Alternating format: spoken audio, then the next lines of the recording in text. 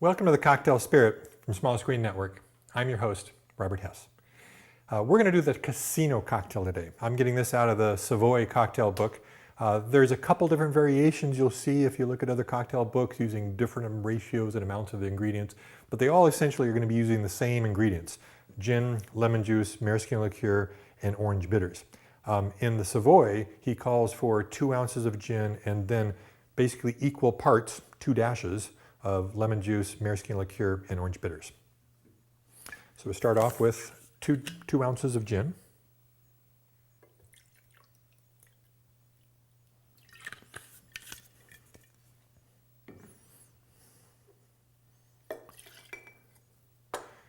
And then very small amount of lemon juice. I'm going to use my spoon here to kind of measure out.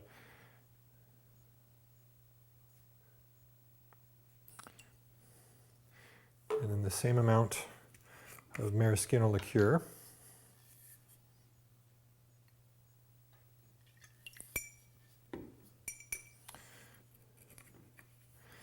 And then the same amount of orange bitters.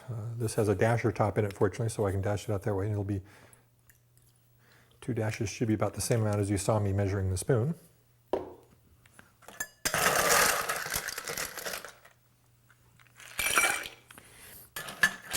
Add our ice and stir.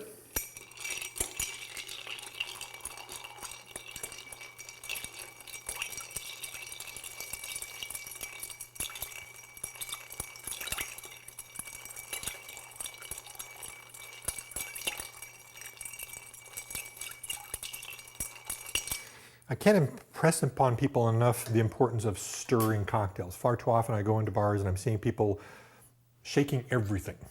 Shaken cocktails, if that's all you're doing, while sure it gets the drink cold, it really doesn't take and quite address the proper visual appeal that you want on the drink. Now this drink's not going to be too bad because there's nothing that would have added the bubbles to it, but if you had, Cointreau or dry vermouth or sweet vermouth in this, it would have been, and I shook it, there'd been bubbles and foam and everything else. It'd be crazy. And so I always like to take and remind people, if you're watching this show and you aren't stirring your drinks in your bar, look at possibility of how you might stir some of the drinks. The Manhattan is a very good drink to learn on to compare the difference between stirred and shaken.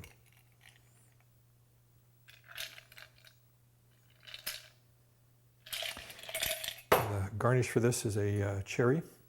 I'm using dried Bing cherries that I've reconstituted by soaking in brandy for a while.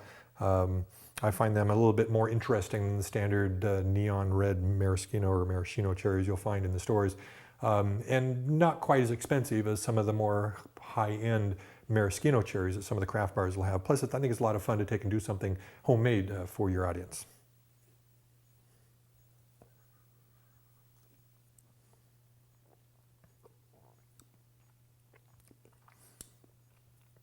It's a very dry cocktail. I mean, notice that we're not really getting much sweetness. The only thing bringing the sweetness is going to be the maraschino liqueur, and we're only adding 2 dashes of that.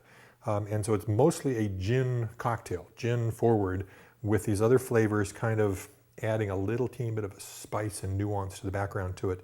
The cherry flavor comes through really well, both from the cherry I'm adding as the garnish, as well from the maraschino liqueur. And so it's a gin cocktail with a little bit of a cherry note in the background and a little bit of spice coming in from the lemon juice and the orange bitters. The casino cocktail.